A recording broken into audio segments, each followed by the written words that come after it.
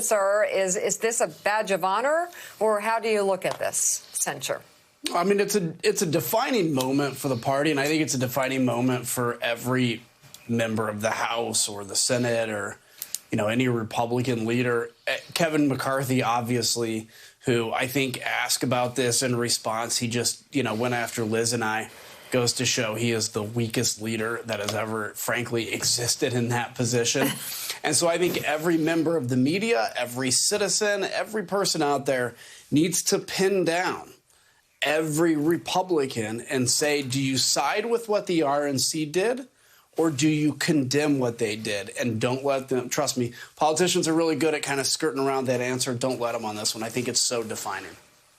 Well, so I'm curious what your thought is about the definition of what happened on January the 6th. People obviously charging in, breaking the law, going into the Capitol, committing crimes, committing sedition, bashing in cops' heads with American flags, jamming cops' heads into doorways, having several cops begging for their lives, thinking about the children they were going to be leaving behind because of the Trump rioters, beating them within inches of death, in what they certainly believe was inches of death. What do you make of a political party in America, one of the two major political parties in America now calling that legitimate political discourse? That was obviously a huge surprise to me.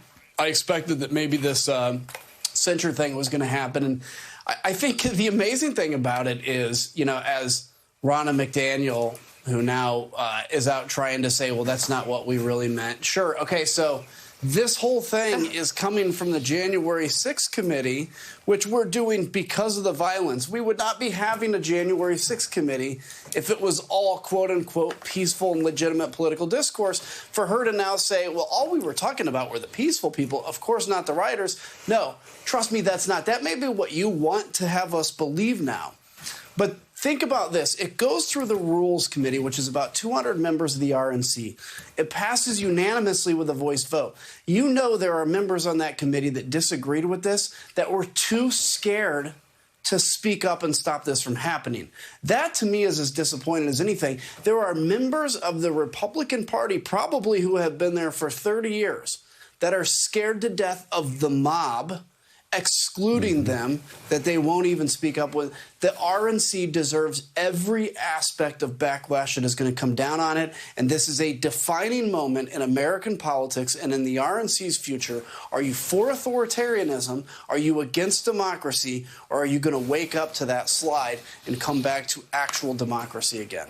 I mean, let's be very clear about this. You guys are not investigating peaceful behavior. You guys are not investigating people that went up to the Capitol and didn't break the law. The people that you're investigating and what you're investigating, what the federal government's investigating, are people who violated the law, people who broke the law, people who tried to overturn the election. As Mike Pence basically admitted last week, Donald Trump was an authoritarian who wanted one person to decide who got elected president. So you start putting all of this together. Look at any definition of fascism, and it is a far right-wing, ethno-nationalist movement that uses violence to get what it wants and to undermine democracy. And I'm just curious, based on what the RNC said this past week, as far as their definition of legitimate political discourse, does that not look like the statement of what fascists would say? Mm-hmm. Well, you may be smarter on what led up to fascism itself than me. I know it's certainly authoritarianism. I know that certainly the RNC has lost any sense of, and frankly, those that are driving the train have lost any sense of democracy mattering.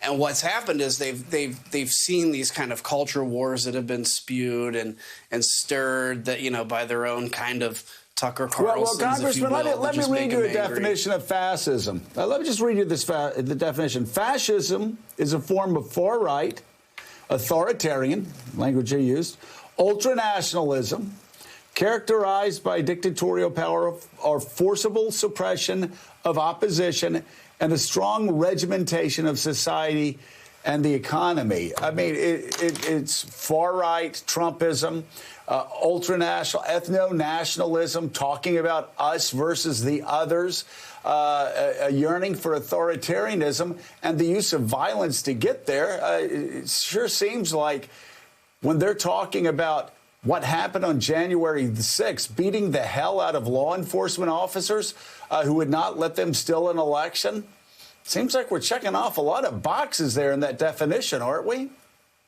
Yeah, maybe. I mean, look, I don't know. And maybe there's fascist elements. Maybe it's a beginning of fascism. Maybe it's authoritarianism. Maybe it's something else. I don't know. I don't know how you want to define it.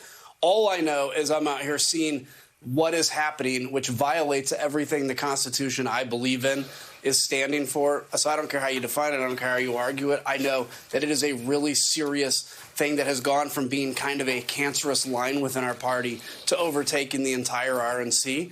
And